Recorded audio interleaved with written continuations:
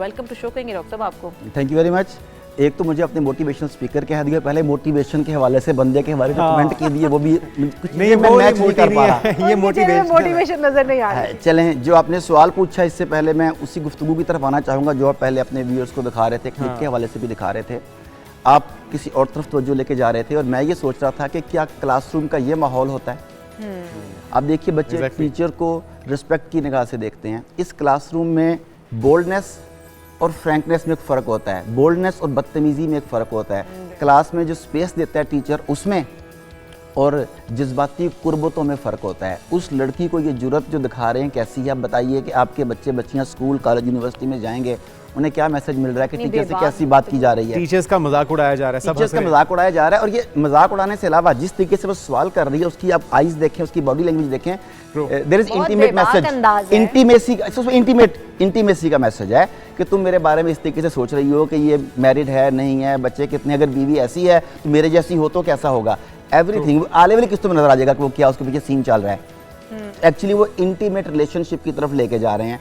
तो सवाल ये है कि क्या ये तहजीब के दायरे में है बात, क्या हमारे इदारे जो तालीम और तरबियत की बात करते हैं, तो क्या अब हमारा मीडिया तरबियत के नाम पर ये कुछ दिखाएगा? ये वालिदैन के लिए एक बहुत बड़ा सवाल है। हम जिस चीज़ के बारे में सोच रहे हैं कि उसने मोटिवेशन के हवाले से ये कहा, वाइफ के हवाले से ये कहा, क्लासरूम की एनवायरनमेंट के बारे में बात करें। जितने एजुकेशनल इंस्टीट्यूट्स हैं उन्हें अपना प्रोटेस्ट रजिस्टर्ड करवाना चाहिए इस बारे में कि ये बेसिकली पाकिस्तान में तालीम के ऊपर से लोगों का एतमाद उठाने की बात है। देखिए फिल्में ड्रामे चलते थे ना पहले, पंजाबी फिल्में जब बचपन में देखा करते थे तो वो पंजाब पुलिस को हमेशा देर से आना, तो एक माइंडसेट ये दिखाते थे। उसका नतीजा ये हुआ कि हम तमाम के तमाम लोग जो हैं इस वक्त पंजाब पुलिस को ओए डिप्टी ओए थानेदार इस कॉन्सेप्ट में देख रहे होते हैं।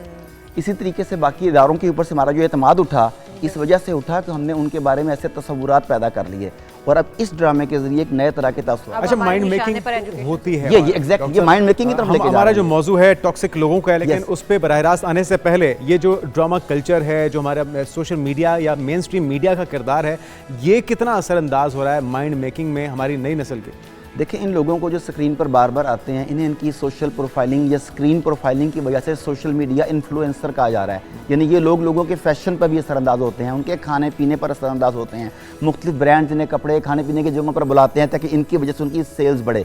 यानी ये लोगों की नफ्सियात को समझते हैं, उस पर असरअंदाज होने पर कादिर हैं। तो इसका मतलब है ये पूरी सोसाइटी का मिजाज बदल सकते हैं, बिगाड़ भी सकते हैं, बना भी सकते हैं। ये ग्रेस का मैसेज देने की बजाय कि ग्रेसफुल लिविंग क्या होती है, डिसेंसी क्या होती है। मैडम आपके सामने बैठी हैं, आपको याद होगा मैडम मैं काफ़ी अरसे से आ रहा हूँ, मैंने आपको दर्जनों मरतबा कॉम्प्लीमेंट दिया और वो कॉम्प्लीमेंट क्या होता है? Looking decent, looking sober, looking graceful. देखिए ये अल्फाज हैं जो दूसरों को कॉम्प्लीमेंट देने के लिए इस्तेमाल किए जाने चाहिए। इसके वाइस वर्सा वो ऐसे अल्फाज इस्तेमाल करते हैं जो इंटीमेट रिलेशन की तरफ लेके जाते हैं। तो ये इनकी वजह से हो रहा है। हमें अपने बच्चों को ग्रेस और डिसेंसी के अल्फाज सिखाने चाहिए। बिल्कुल सही। अब हम आ जाते हैं अपने टॉपिक की तरफ, क्योंकि ये तो डेफिनेटली जो हम दिखा रहे हैं, मैं रहा नहीं गया मुझसे, मैंने कहा मैं अपनी राय इसमें बिल्कुल ठीक है, बहुत जरूरी था ये जी हो रही है। अब अगर आप पूछ रहे थे टॉक्सिक रिलेशनशिप या टॉक्सिक लोगों की तरफ के, वो कैसे होते हैं, उनकी पहचान कैसे होती है और क्या ऐसे लोगों के साथ रिश्ता जोड़ना चाहिए, वह इज़्दवाजी रिश्ता हो या वैसे दोस्ती, कारोबार, बिजनेस, तो क्या ऐसे लोगों के साथ रिश्ता? अच्छा, आपने एक सवाल में ना 3-4 सवाल पूछ लिए हैं, कोशिश करता हूँ कि मुझे याद रहे, वरना बीच बीच में आप ऐड कर लीजिएगा। पहली बात तो ये कौन लोग हैं? ये वो लोग हैं जिन्हें अपने अलावा कुछ और नज़र नहीं आता।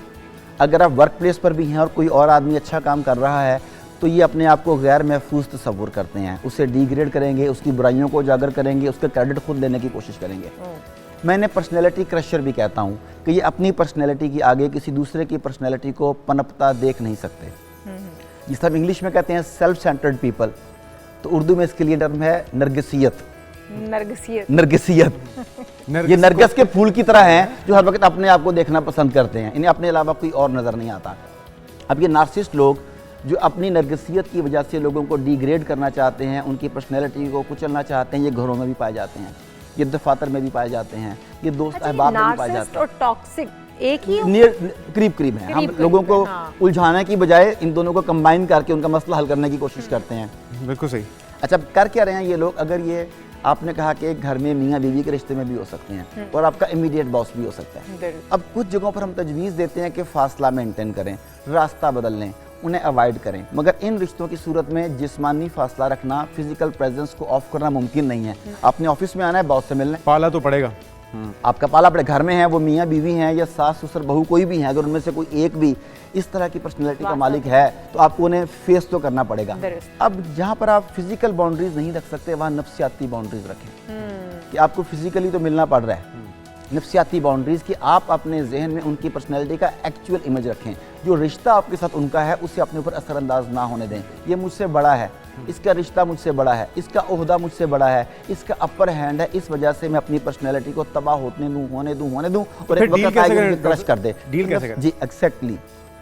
आपने देखा होगा कुछ लोग जब बॉस के कमरे से बाहर निकलते हैं ना तो कुलीग के साथ उसे गालियों की जुबान में याद कर रहे होते हैं, बहुत कमीना आदमी था यार, बहुत ऐसे था, बहुत ऐसे था, गुबार निकलता, वो अपना गुबार निकाल रहे होते हैं और अपने आप को जहन से क्लियर कर रहे होते हैं कि वहां मैं जवाब नहीं दे सकता, मैं यहाँ जवाब दे रहा हूँ। आप अपने दिमाग में भी हदूद मुकर्रर करते हैं, ठीक है, अपने दिमाग में हदूद मुकर्रर करते हैं। मिसाल के तौर पे अगर वो आपके ऊपर बहुत ज़्यादा चढ़ाई कर रहा है और आपकी अच्छाइयों को दबा के आपकी बुराइयों को उजागर करने की कोशिश कर रहा है तो मेंटली उसे इस तरह से देखे कि ये बेवकूफ़ आदमी, इसे मुझे पता क्या, इसे अपने अलावा नज़र कुछ नहीं आता, ये हमेशा आईने के सामने खड़ा रहता है, इसे खिड़की के पार की दुनिया नज़र नहीं आ रही। सेल्फ डायलॉग, ये सेल्फ डायलॉग बहुत इंपॉर्टेंट है। अगर आप सेल्फ डायलॉग के ज़रिए अपनी सेल्फ एस्टीम को और सेल्फ रिस्पेक्ट को बहाल नहीं करते तो ये आदमी आपको ऐसी जगह पर ले जाएगा जहां आप अपना चेहरा खुद देखने को पसंद नहीं करेंगे। डॉक्टर साहब यही वजह, यही मैं बात आपसे करना भी चाह रही थी कि ये जहन आपके दिमाग के ऊपर बहुत असरअंदाज होता है, आपकी पर्सनैलिटी के ऊपर बहुत असरअंदाज होते हैं ऐसे लोग। और आप अगर ग्रो करना चाह रहे हैं, आपकी परफॉर्मेंस बेहतर हो सकती है दो अच्छे अल्फाज से,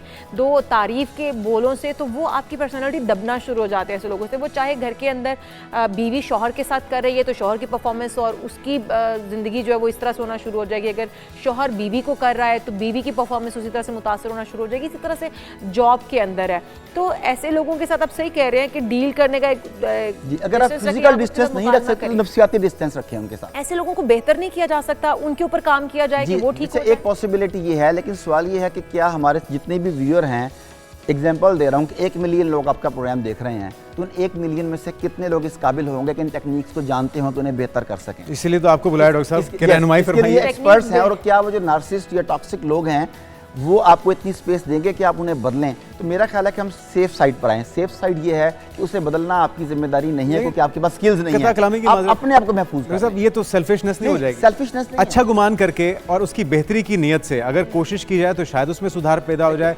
वो जो शिफा देना या हिदायत देना तो वो तो अल्लाह ताला के हाथ में, लेकिन कोशिश करने में क्या हर्ज है? उसे ठीक करने के चक्कर में खुद आप अपना ज़हनी सुकून और घर बर्बाद कर रहे हैं। मिसाल दे रहा हूँ कि बाहर कचरा पड़ा हुआ है बहुत ज्यादा, जगह जगह पड़ा हुआ है और आप उसे क्लीन नहीं कर सकते क्योंकि इतना ज्यादा कचरा है, वसाइल नहीं है। आप अपने घर को तो क्लीन रख सकते हैं ना, ये तो आपके हाथ में है ना। ठीक है। अब आप उस आदमी को उसके ओहदे की वजह से नहीं कुछ कह सकते, आप अपनी मर्जी से उसके पास नहीं जा सकते। घर में उसकी अथॉरिटी ज़्यादा है, लाइफ पार्टनर है या वो सास ससुर के रिश्ते पर फायदा, आप कुछ भी नहीं कर सकते।